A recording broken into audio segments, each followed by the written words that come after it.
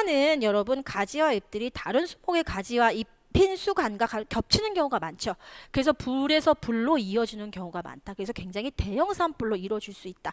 수간에 큰 여러분 줄기가 타는 것은 쉽지 않지만 가지와 잎에 잔잔한 가지와 잎들이 타기는 쉬울 거 아니에요. 그래서 대형 산불로 이어지기가 굉장히 쉽다라는 얘기입니다. 우리나라 발생하는 대부분의 산불은 바로 뭐다? 수관화이다. 산불 중 가장 큰 피해, 가장 활활 타오른다는 뜻입니다.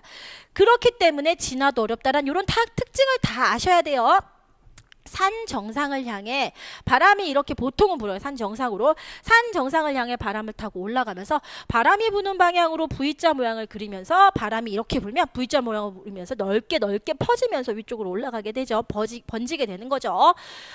수관화는 주로 침엽수림에서 잘 발생한다. 침엽수림의 어떤 가지나 잎들이 타기가 기름 때문에 굉장히 좋다라는 얘기인 거죠. 그래서 장기간 침엽수림에서 잘 발생하긴 하지만 낙엽화렵수 같은 것들, 장기간 고엽이 붙어있는 고마를 꽃자죠. 마른 잎이 붙어있는, 그렇죠? 마른 잎이 붙어있으면 타기 굉장히 좋겠죠.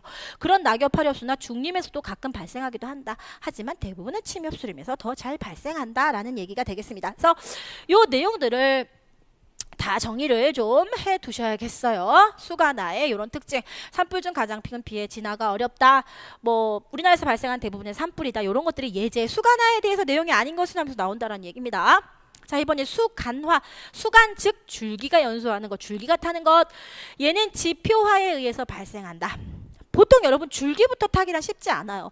보통 가지나 잎은 잔잔하고 가늘기 때문에 타기 쉽지만 수간 줄기부터 타기는 쉽지가 않아요. 그래서 어떻게 이어지냐면 지표화라고 해서 땅표면에 지피물이 타면서 그것이 타다가 수간으로 옮겨 붙어서 타게 되는 경우가 있다는 거죠. 그래서 보통은 지표화에 의해서, 그것을 바로 뭐라고 부르냐면 지표화라고 합니다. 땅표면에 지피물이 타는 것으로 인한 불이 바로 지표화인데 그것에 의해서 발생한다. 얘는 수간화는 흔히 발생하냐? 흔히 발생하지 않는다. 수관화는 흔히 발생하지만 이 줄기가 타는 것은 흔할 수가 없죠. 그렇죠? 굵은 줄기부터 타는 건 흔할 수는 없습니다. 자, 이제 지표화. 방금 살짝 설명드렸던 지표면 부근에 있던 지피물, 낙엽, 낙지, 잡간목 이런 것들이 불에 타면서 시작되는 불, 그것이 바로 지표이다. 그래서 지표화이다. 지표 근처에서 발생하는 불이다. 그래서 지표화. 보통은 등산객들이 불을 피웠다가 뭐 또는 담뱃불을 버렸다던가 그런 걸로 인해서 시작되는 불이 바로 지표화고요. 모든 산불의 시초라고 얘기할 수 있습니다. 모든이라는 것은 좀 그렇네요. 그냥 산불의 시초. 산불의 시초라는 말이 지금 교재에는 없죠. 이런 것들을 좀 적어 놓으시면 부지로 발생하는 초기 단계의 불이라고는 되어 있죠. 하지만 이런 산불의 시초 이런 것들 예제로 같이 나왔기 때문에 제가 여기 정리한 겁니다. 가장 흔한 형태의 산불이긴 하다. 지표에서. 보통 이제 사람에 의해서 불이 나는 경우가 많기 때문에 지표 부근에서 발생하는 불이 가장 흔한 형태이긴 하다. 여기 보세요. 유령림에서 발생하면 수간화를 시켜서 전멸을 하게 된다. 유령림은 아직 키가 커요? 크지 않아요? 크지 않아요.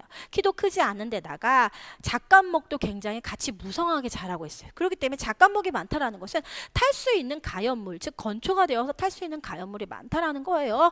그렇기 때문에 전멸하는 경우가 굉장히 많습니다. 만약에 이 지표화가 유령림에서 발생을 하면.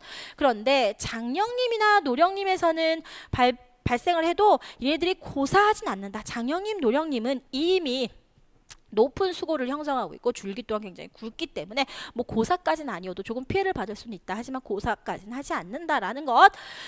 형태는 이 지표화는 바람이 없을 때와 바람이 있을 때 좀 모양이 틀리다. 바람이 없을 때는 발화점을 기준으로 해서 이렇게 둥글게 번져나갔다. 그렇겠죠. 바람이 없으니까.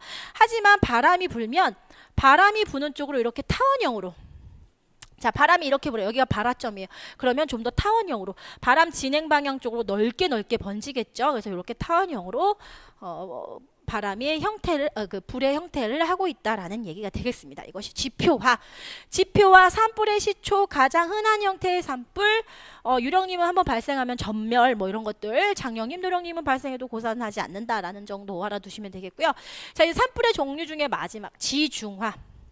땅지 가운데 중. 땅 가운데에서 일어나는 불이에요. 그런데 얘가 불꽃이 막 있냐? 불꽃도 없다. 자, 그렇다고 연기가 막 많이 나냐? 그렇지도 않다. 연기도 적거니와 불꽃도 적으면서 어떤 높은 열,